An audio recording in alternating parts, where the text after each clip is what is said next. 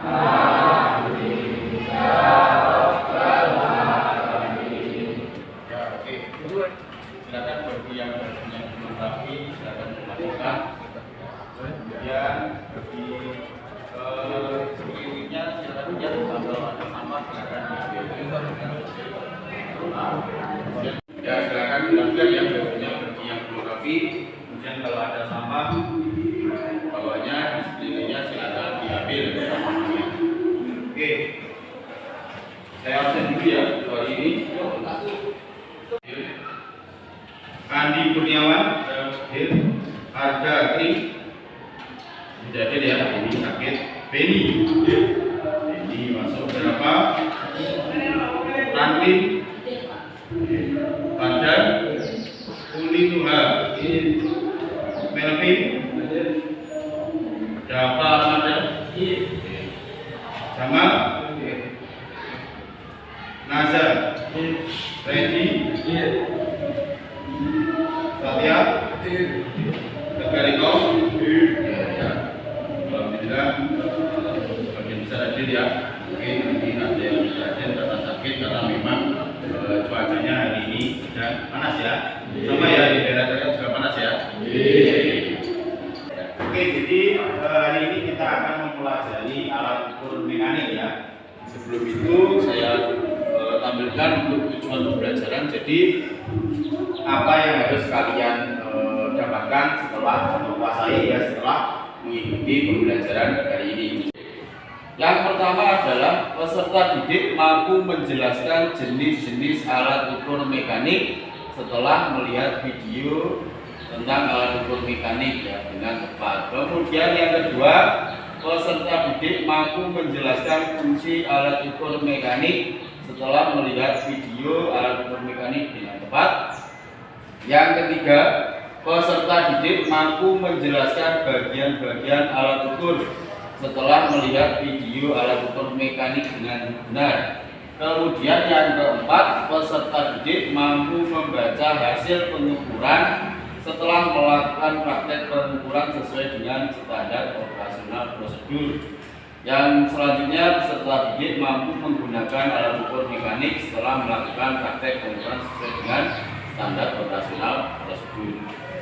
Untuk proses pembelajaran hari ini ya, yang pertama nanti ada orientasi masalah terkait alat ukur mekanik, kemudian membentuk kelompok ya, jadi nanti kalian membentuk kelompok, kemudian guru membimbing kegiatan dari kelompok ataupun individu, selanjutnya mengembangkan dan menyajikan hasil, jadi kalian presentasi ya setelah mengerjakan lembar kerja yang nanti saya berikan. Selanjutnya yang kelima, melakukan analisis evaluasi proses pemecahan masalah. Kemudian untuk penilaiannya nanti ada dua ya.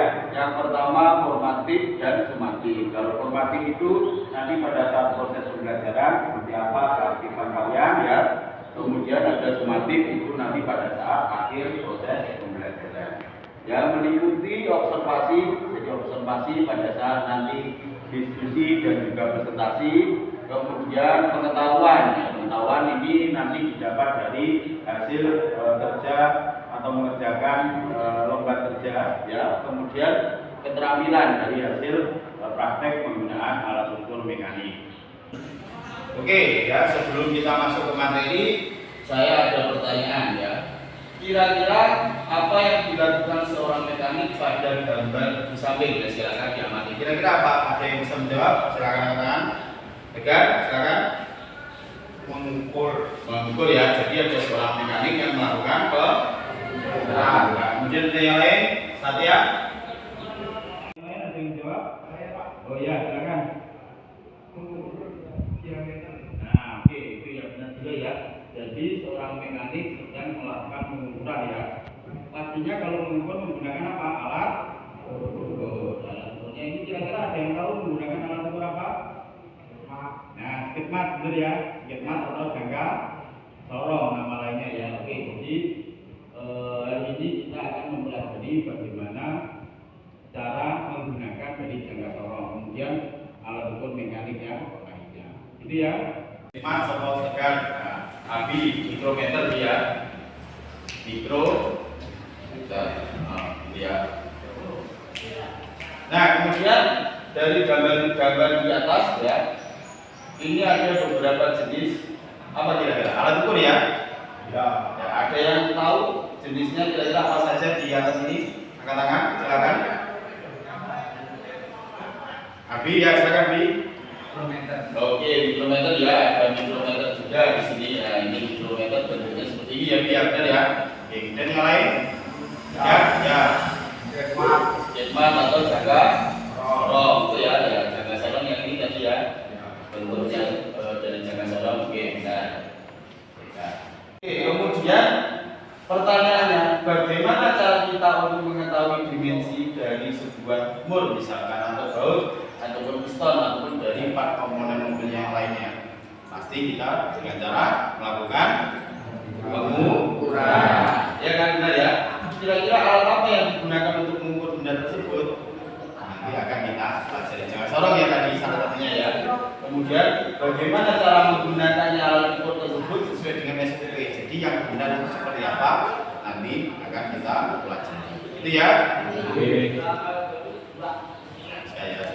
Oke, selanjutnya saya akan tampilkan sebuah video ya. Silakan diamati ya.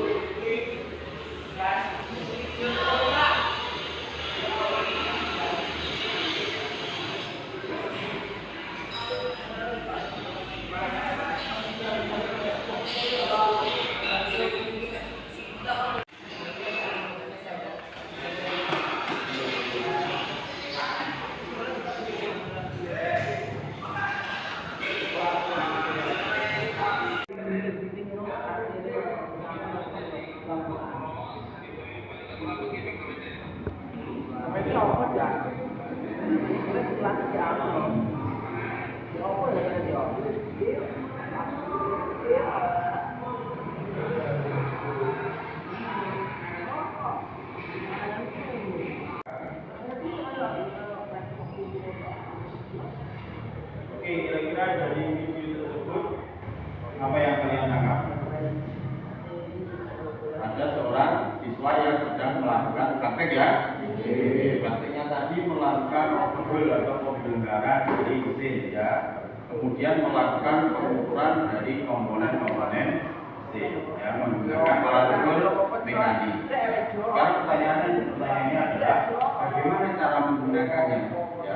Kemudian bagaimana cara membaca hasil pengukurannya, serta alat ukur yang mana yang digunakan ya untuk mengukur sebuah komponen dari mesin. Jadi kalian harus memikirkan kira-kira alat ukur mana yang tepat, kira-kira misalkan untuk mengukur diameter piston, kira-kira alatnya yang digunakan apa? Apakah jaga sorong, mikrometer ataupun yang lain. Oke, yakin baik. Ya. Ya, oke. Selanjutnya akan saya bentuk kelompok ya berdasarkan hasil nilai PKS kemarin ya. Jadi nanti saya bagi data mana yang nilainya di atas dan nilainya yang kurang, nanti akan saya jadikan satu kelompok. Gitu ya. Oke.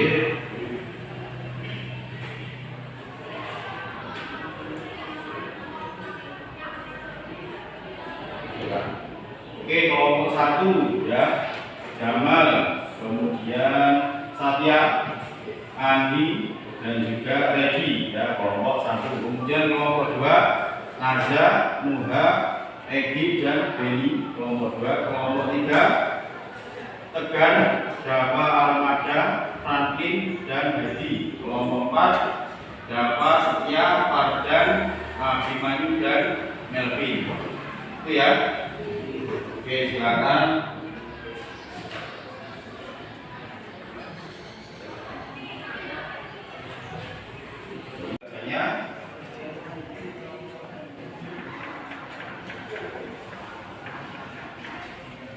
Kelompok, silakan. Oke, silakan dilihat lembar kerjanya ya.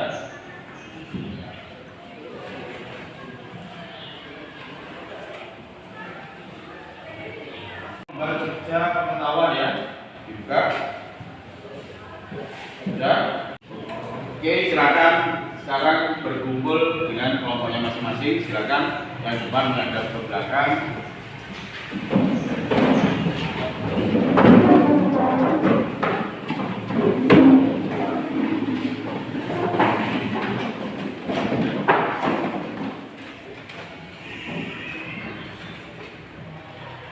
Oke, kemudian diperhatikan yang lembar kerja pengetahuan ya.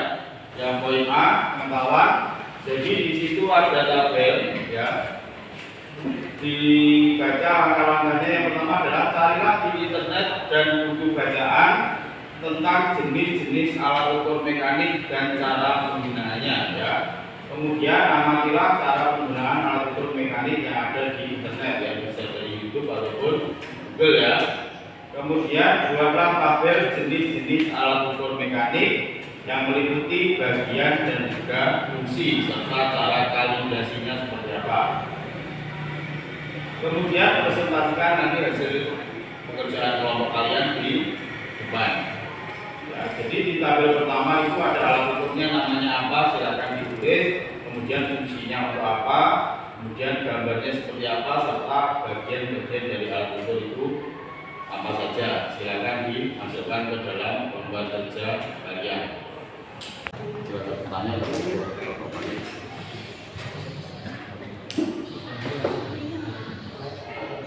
Ya itu ya, jadi dikerjakan sesuai dengan jumlahnya ya, minimal 10 jenis-jenis alat ukur mekanik ya.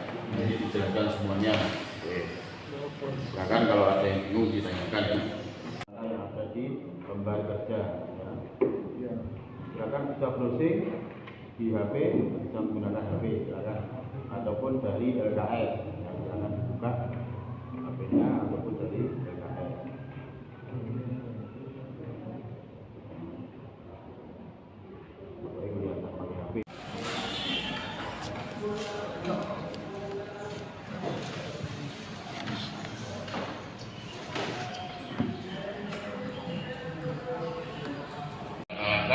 Minimal 10 jenis alat ukur mekanik. Ada yang ditanyakan? Belum? Belum ya? Kalau ada yang bingung silahkan ditanyakan. Tampilan cara membaca hasil pengukuran. Nanti silakan cari referensi lain di YouTube ya, bagaimana cara membaca dan menggunakan hasil atau alat-alat ukur mekanik. Ya. Ya.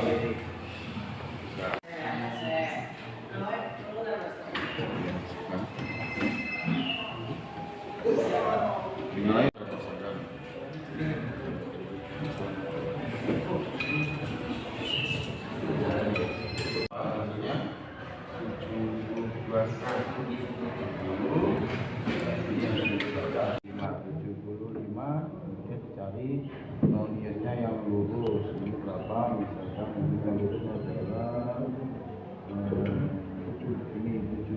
ini ya dua itu ya. Nah, silakan ditulis di sini.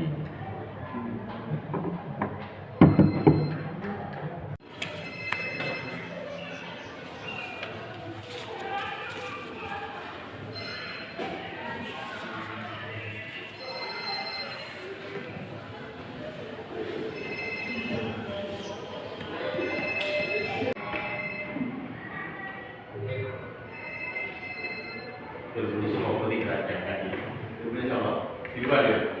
Ini di luar.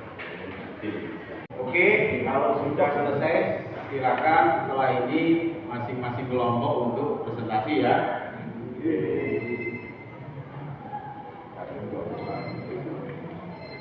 Oke, silakan kelompok siapa dulu yang mau presentasi? Katanya, kalau ada saya tunjuk ya. Oke, silakan kelompok 3 presentasi.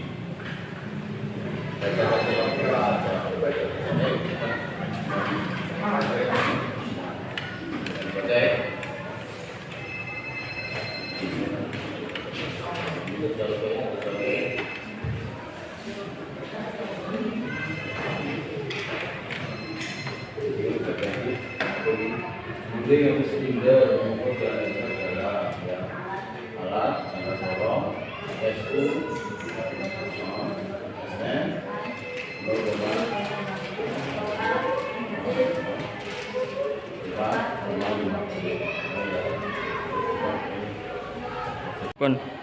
Assalamualaikum warahmatullahi wabarakatuh. Kami dari kelompok 3 mau mempresentasikan hasil diskusi dari kelompok kami.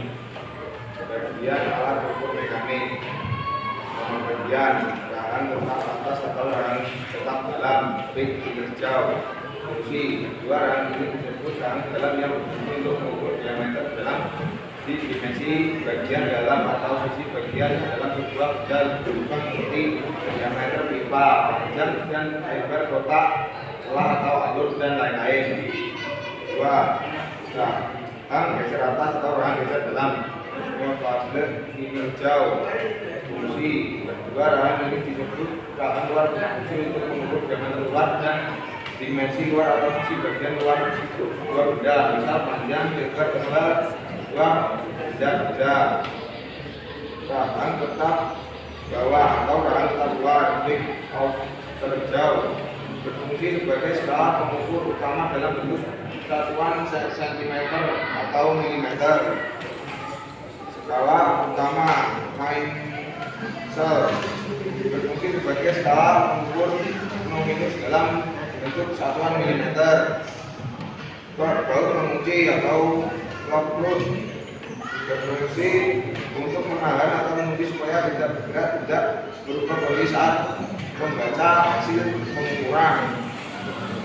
Penekan berbentuk berfungsi untuk memberikan pegangan bagi pengguna untuk menggeser tambang, geser dengan benda dan mengatur posisi rahang serta rangkai ukur kedalaman agar tetap menjaga pegangan yang kuat saat pengukuran.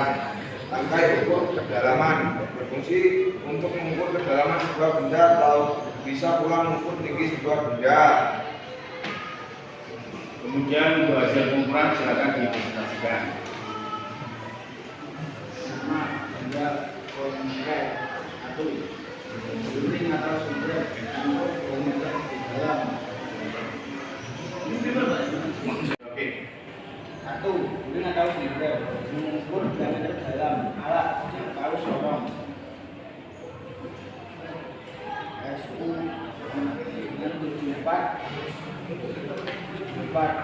SN 0,50 hasil 74,50 piston mengukur diameter 2 alat atau sorong.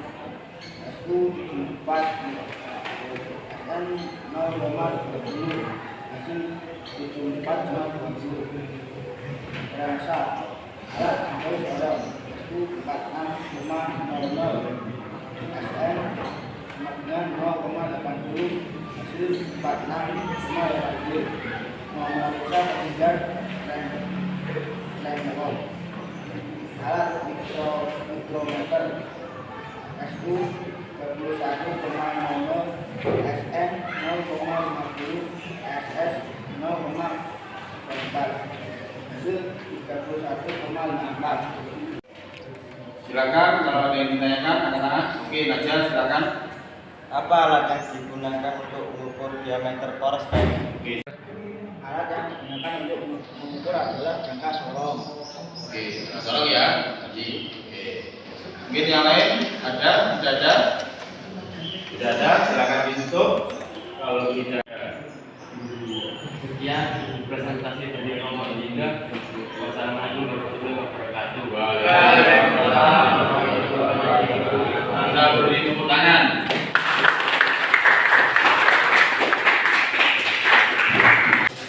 Oke, tadi kelompok 3 ya. Dari kelompok 2 ada yang menanyakan apa alat yang digunakan untuk mengukur diameter poros kem ya. Tadi jawabannya adalah jangka sorong. Jadi harusnya ya kalau untuk mengukur diameter ya, diameter piston ataupun diameter poros-poros yang lain, supaya hasilnya lebih teliti itu digunakan mikrometer ya, karena memiliki ketelitian yang lebih teliti dibandingkan dengan jangka sorong. Itu ya, bisa dipahami?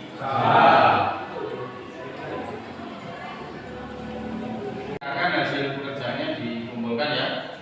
Kumpulkan dulu hasil pekerjaannya tadi. Kumpulkan. Oke.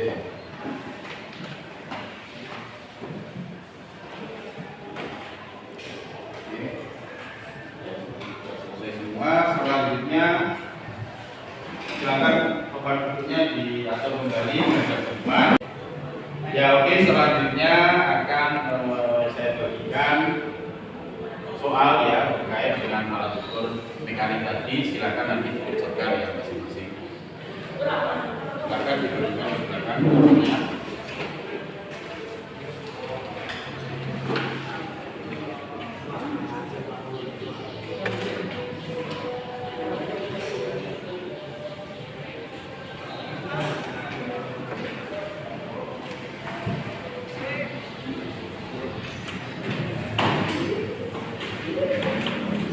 Oke, silakan mengerjakan.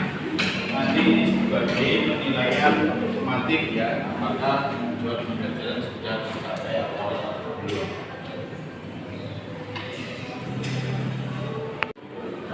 Mengerjakan diri.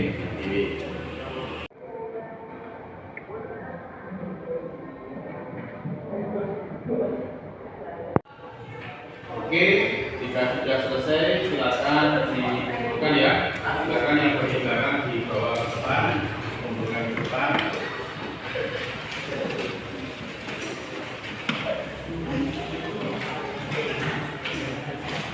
Ya.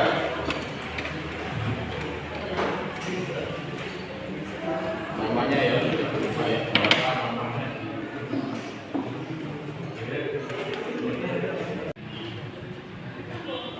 Oke, jadi di sini saya ada pertanyaan ya sebelum kita mengakhiri kegiatan kita pada hari ini. Yang pertama, apa yang kalian pelajari pada pembelajaran hari ini? Oke, Nasya, silakan. Alat ukur mekanik ya. Tadi ada jangka sorong, skema dan lainnya. Kemudian yang kedua, apa yang kalian sukai dari kegiatan pembelajaran hari ini? Silakan. Oke, Edgar. Langsung praktek dan belajar mengukur. Oke, langsung praktek dan belajar mengukur. Kemudian itu ya tadi. Yang ketiga, apa yang menjadi kesulitan kalian selama pembelajaran kira-kira? Tapi Membaca hasil ukuran. nah, membaca hasil pengukuran ya, karena mungkin ada yang tidak bisa dalam menjumlahkan ya, karena ini yang memang dialami sebagian besar ya, penjumlahan desimal. Jadi 74,00 ditambah 0,35 itu hasilnya masih ada yang salah ya penjumlahan dari hasil pengukuran. Oke. Ini bocor saya ini ya. Bocor ini ya. Oke, kemudian untuk kesimpulan kesimpulan pada pembelajaran hari ini kira-kira bisa disampaikan di Penggunaan alat ukur sangat penting pada dunia otomotif, terutama dalam pengukuran komponen kendaraan ringan. Karena dari pengukuran tersebut kita jadi tahu kondisi komponen kendaraan kita apakah harus dilakukan perbaikan atau tidak. Oke, iya, jadi kesimpulan dari ini adalah pentingnya penggunaan alat ukur. Ya. Oke, jadi hari ini kita sudah mempelajari alat ukur mekanik ya. Jadi untuk pertemuan yang akan datang silakan dibaca dan dipelajari terkait alat ukur pneumatik ya. Kira-kira alat ukur pneumatik itu yang seperti apa, kemudian modelnya atau jenis-jenisnya seperti apa, silakan dipelajari ya untuk pertemuan kita minggu depan. Oke, sebelum kita mengakhiri silakan ketua kelas untuk memimpin kelas. Di tempat duduk siap gerak, berdoa mulai.